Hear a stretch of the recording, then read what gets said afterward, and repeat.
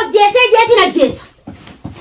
Akkam jechuudha. Hogguu inni as beesan isaas Ajjeeseetiin isaan lachuun Ajjeese hidhaata. Jawaadeen dura Ajjeesa. Akkam? Itti aseetiin Zakkoo Ajjeesa. Jawaadee maal majjeessa? Ilmaan kanaan fudhachuuf. Akkam? Akkanumatti. Ajaa'ibaan dubbina. Akkam gaa akkam jechuudha. Akkami? Ayyee anis hattuudha naan jettee hattuudha waa jabeeffatan jettee. Ayyee deebisi. Ahaa isin lamaan ammaan tana ajjechaa Jawaadee irra walii galtanii na dhuftan jechuudha ammaan tana. Mame isaan qulfii hasnaa magaalaa tana guutuu tasiiriitti qulfiin san harka kaa'e Mame waan hin dalaguuf bakka tana gad dhufe qabsoortiyya haariyaatiitu anis akkuma isaan haariyaa itti fufa jedhitti haariin qabsoo. Baraatu iccitii dhoofachuu eegaltee jirta. Haariyaarraa eegalamtee jirti. Laalni beeytanii namni sin beekne sin madaalin jaalala. Dhugaa sunis ni jirti. Talamadaa nama jaaladhu malee kabaji malee hin amanii ni jirti. Dhuguma wanni Oromoon jette. Maaliif? Hanga gartee nama kana eenyummaa isaa qulqulleeffattee baaftu wanni gootutti jechuudha. Maaliif jennaan Oromoon maal jetti jambar sagal maarree godhanii sagal maal godhan jetti gaa wanni sanna jalaa badee sagal bulchanii sagal maal godhan jetti. Sagal garagalchaniiti. Waan isin baatu laalanii jiran nama kanaas hanga akkasiin madaalanitti yeroo hedduu achitti harkan hunoo barsuun sanii siin jaan achitti gaasii harkan laasuun kaanii siin jaan beeyta ammoo waa hunda caalaa wanni gartee ilma namaa kana nama godhee namooma isaa ibsu hojiidha malee jechaami gochaami. Mammeen kaleessa kanuma Zakkoo faat bira ture sani. Ammoo namni tokko yoo rabbi baase haasoo kiyyallee asii durallee isin godhee jira. Rabbiin kun akka fadheen si baasaan je. Guyyaa Mammeen achi jiru akkuma waan Mammeen bashannana jiru namoota hedduudhaaf fakkaachaa turte. Namoota hedduudhaaf akkuma waan Mammeen gartee isaanii wajji gartee wal quunnamtii qabuus. Ammoo Rabbiin nasriin Rabbii yoo ilmi namaa kun hundi gartee sirraa callisees Rabbi sirraa callisu.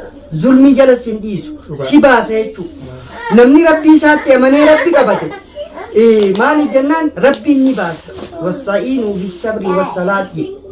Obsaas qabaattee sabris qabaattee ibaadaa isaa harkaa qabaachuudha je wanni nama baasu. Suniif ammoo wanni takka taniifi gartee gaafa qulfiin Jawaadee kan namtu rakkinni ugaa hammaate kadaangaa dabre xiiqii keessa si galcha waan hin goones hin qabdu. Ammoo ni beektaa kasi dhiyaatu hundi guyyaa rakkatte waan gaarii si yaadii si fakkaachuu maal akkasii daawwattootaa fi hordoftoota keenya. Mame dubbiin ta'ee ni Rabbiin akka fedhe ammoo caalaa wanti hin jaa. Maammadeen gartee kaleessa akkasitti harkarra kaatan Zakkoon fa'aa kanuma.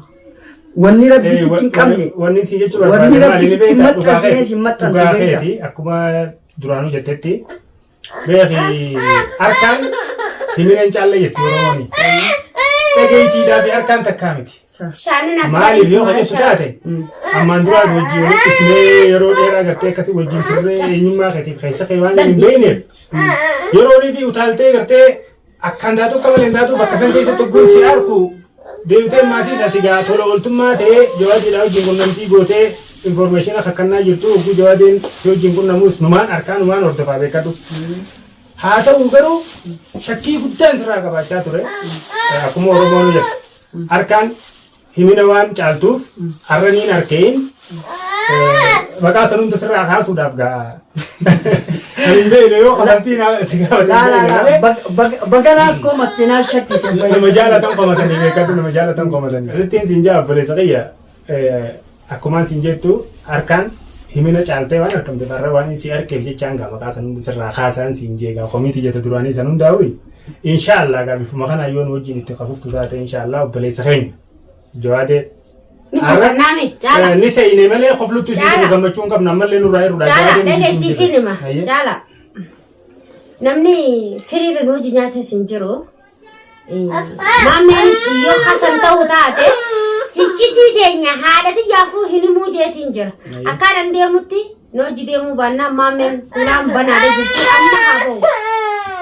Yoo gartee hiccitii naayii miidiyaa keessana qorachuudhaaf hagartee bakka kana keessatti natti idaamuu taate moo yoo hagartee rakkoo tiyya kana keessatti akkuma gartee atimmaa dhugumaaf obboleeyyummaa saniif naa hadoottee ni cinaa dhaabbatu kanatti inni Oromummaan dhiinii Oromummaa san isaa hadoochee na cinaa dhaabbatu taate hiccitii nan gaafatu yookiin kaan hiccitii ganaa Jawaadees himuu hin deemu waan hin dalaguuf bakka tana gad dhufe qabsoortiyya haariyaatiitu anis akkuma isaan haariyaa itti fufa jedhitti haariin qabsoo. Baraatu hiccitii dhoofachuu eegaltee jirta. Haariyaarraa eegalamtee jirti. Maaliif wanni inni hiccitii dhoofachuu eegaleef ilma namaa jaaladhu malee nama hin jedhin. Ilma namaa jaaladhu malee nama hin jira.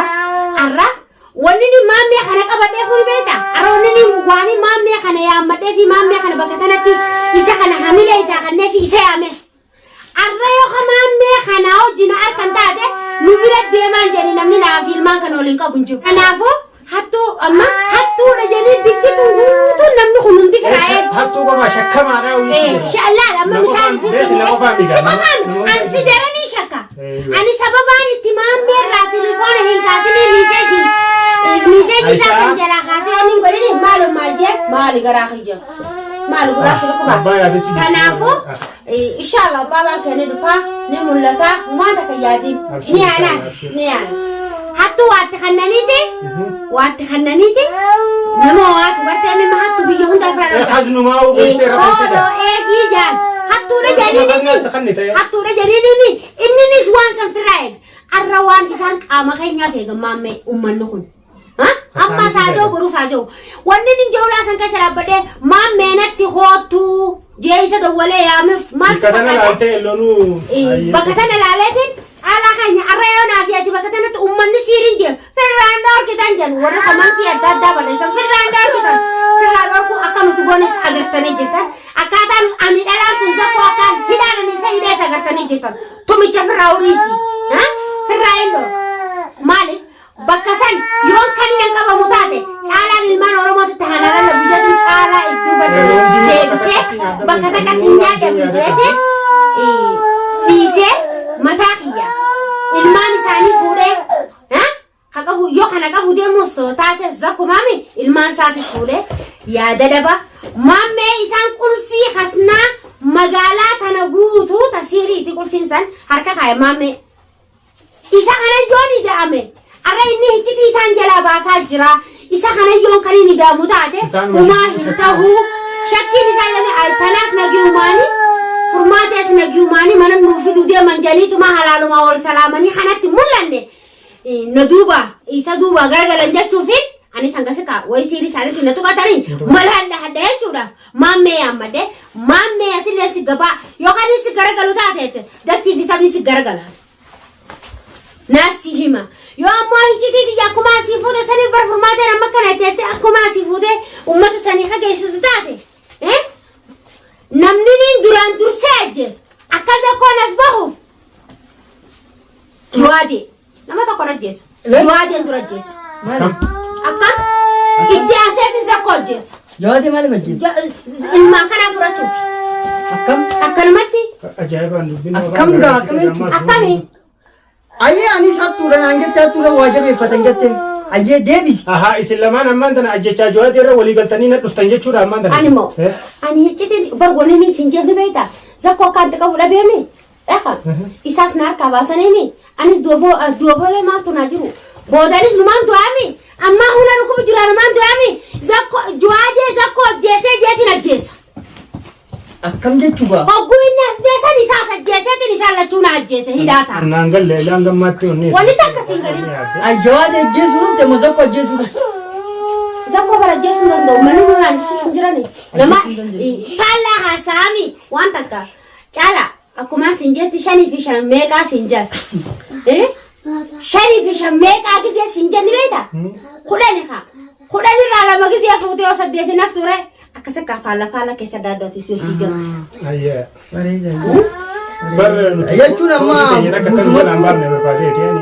waa hundaafuu gartee waan isin jettan hunda ana maqbuul maaliif jennaan jechuun adeemsa amma isin jettan kana naan qeebala maaliif hin qeebalennaan isin bira jaalala argachuu fi bakka argachuudhaaf otoo hin taane dhugaa waan bakka tana jirtuu fi dhugaatu bakka tana nafiti.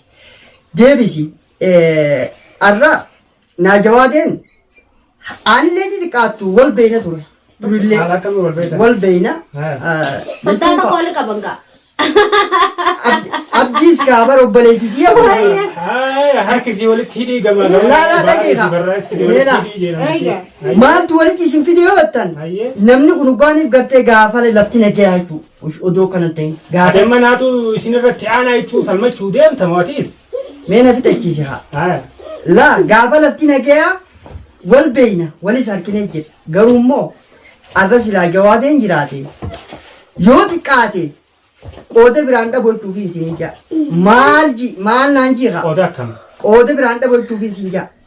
Hedduu amma dhiyoo tanaas waa hedduu haasoo gama keessaatiin waa wajji haasawaa turree jira. Siyalte waan sani tanaaf inni qofti irra wal beekus hedduudhaa jira. Ada silaa jiraate waan ija ammallee ni jira barlu jira. Silaa jiraate gootun bakka tana obbaa silaa jiraate isin jee. Silaa amma viidiyoo tanarra jiraate deebisaa wayini kannaa garuu amma waa hundaafuu akka isin na amantaniif yoo haa isin akka na amantan goosisuudhaaf odoo hin taane hojii keessa wallaalla sun rakkoon qabu. An ammallee wanni asina dhaabe fakkeenyaaf isin tunis dubartiidha. Keessaawoo addatti dubartii Furmaateen maaliif Jawaadeetti hirkattii dhaabeef Jawaadee maa qabattiidha. An ammoo wanni hedduu na dinqisiisa. Haaroon keessa kagaree duraan keessa dhuftaa isaan baanta. Dhageeka mee haasoo na fixachiise. Wanni hedduu Jawaadee Furmaatee irraa na dinqisiise keessa.